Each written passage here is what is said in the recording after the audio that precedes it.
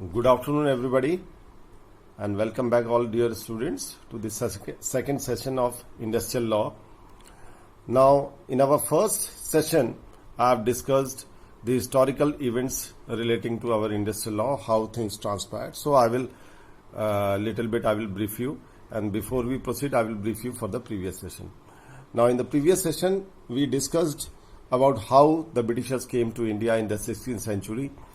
As businessmen, their initial motive was to come to India to do business, as it was a destination where opportunities were there.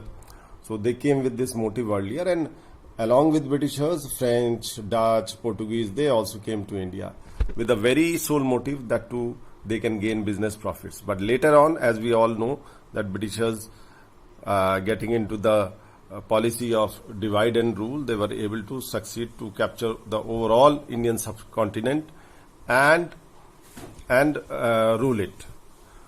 Now, having said that, I also in our previous session I mentioned that in 1857 India came under the direct rule of Queen of England, and thereafter there were many British rules which were implemented in our country. Industrialization has started in our country, and there were few basic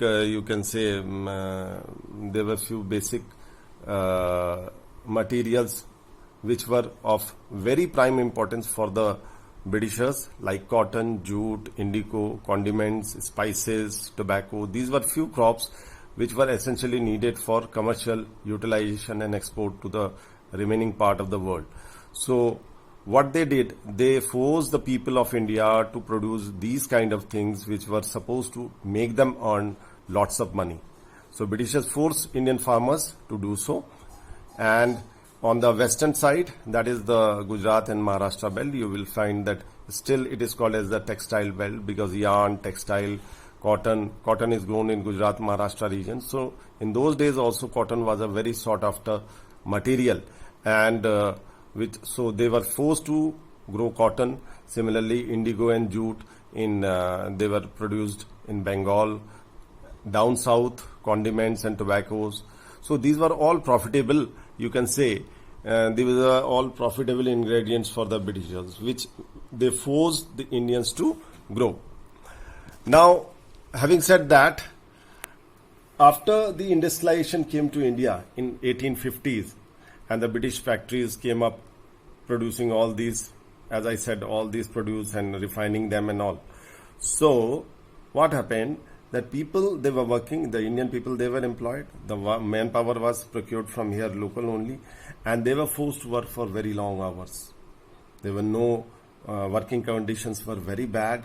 They were given a meagre sum of money as salary, and they were forced to work for, you can imagine, for 16 to 18 hours. So you can say virtually there were no labor laws as such in those days.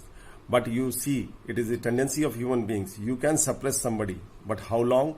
After some time they will start raising their voices. Similarly, Indians also started raising their voices.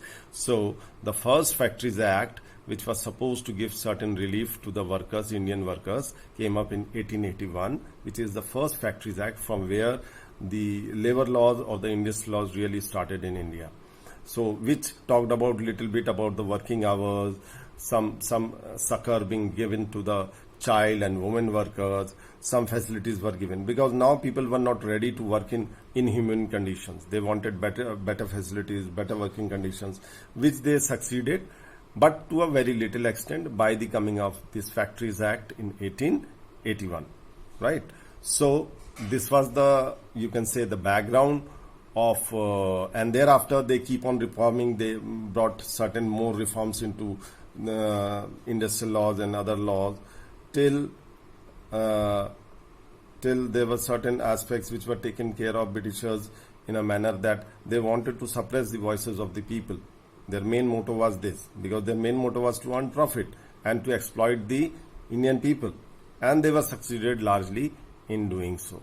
So I will stop here. I will continue with another lecture.